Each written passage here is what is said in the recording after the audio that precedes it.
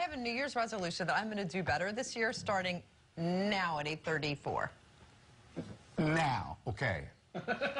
Let's commit to these resolutions, or just call them commitments, okay? But how do we get it done? Like I said, we do this segment every year, and a lot of us fail, me included. But more of us, if we say it out loud, we can do some things to make it actually stick around. Dr. George James is here to help us.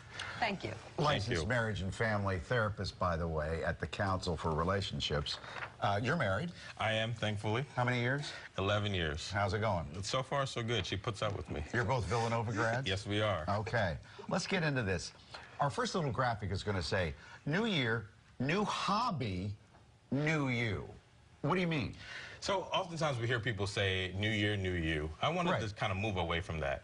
Oftentimes we're thinking about that thing that we want to do that we haven't done or we haven't put the energy into. So I put in new hobby. Like for me, I've wanted to play golf for the longest, but for some reason I always find something else to put in between it. So why not this year make the time, whatever that is for you, do it this year. I like that a lot. And just schedule, put it on a list and make sure you actually do it. I'd like to swim better.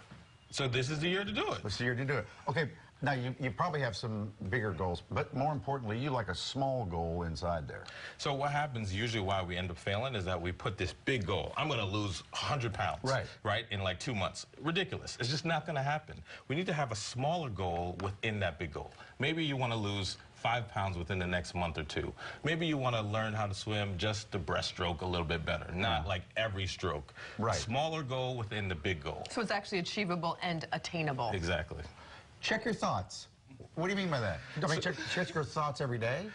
Almost every day. So I recently read the book Grit by Dr. Angela Duckworth. It talks about, part of it is about perseverance, which means we have some tough moments where we want to quit, and especially in our thoughts, where our thoughts say we shouldn't do this, we should give up. That's what we have to check, because that's when we give up, where we tell ourselves we can do it, we can make it, we can overcome whatever obstacle to accomplish that goal. Wait, was she from Penn? Yes, she is. She's the one from Penn. And grit is the most important factor in determining success for children when they're 5 and then later in life. So it's just grinding it out and doing it right now. I love that one. Do the hard work. She talks about passion and perseverance, which is the hard work. And to achieve your goal, it's hard work. It's not going to be easy.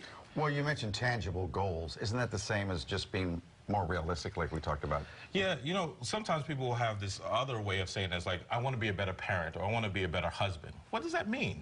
Right, so maybe that means you're going to spend more time with your children, or maybe you're going to commit to a date night, something that's realistic that you can hold on to. This is one I think that's maybe going to help me. This is how kind of AA works and stuff like that, is be accountable to someone. Check in with someone.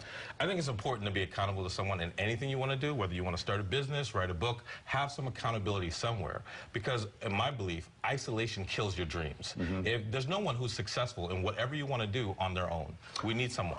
Coming up at 9:30, well, it's sometime after 9 o'clock, we're going to have somebody come in. She's kind of an expert in making vision boards. It's great. It says that her life is turned around through, it gives her confidence, gets rid of anxiety through a vision board. I saw that Oprah makes them. Gabrielle Union's making one this year. Because you can see your goals and your dreams, and you know what you're working for. You know why you're doing it. It's important to be able to see the vision, to write and see the vision. When I was in college, my roommate would put his goals on our bathroom mirror. Every morning, brushing my teeth, I would see his goals. I'm focused so much on his goals because I kept seeing it. So I eventually started my own. Because when you keep seeing it, you're like, that's what I want to do. That's where I'm going to. That's my goal. And when your thoughts say that you can't make it, you see it, and it reminds you to keep going. It was weird. His roommate wanted to be a family marriage therapist.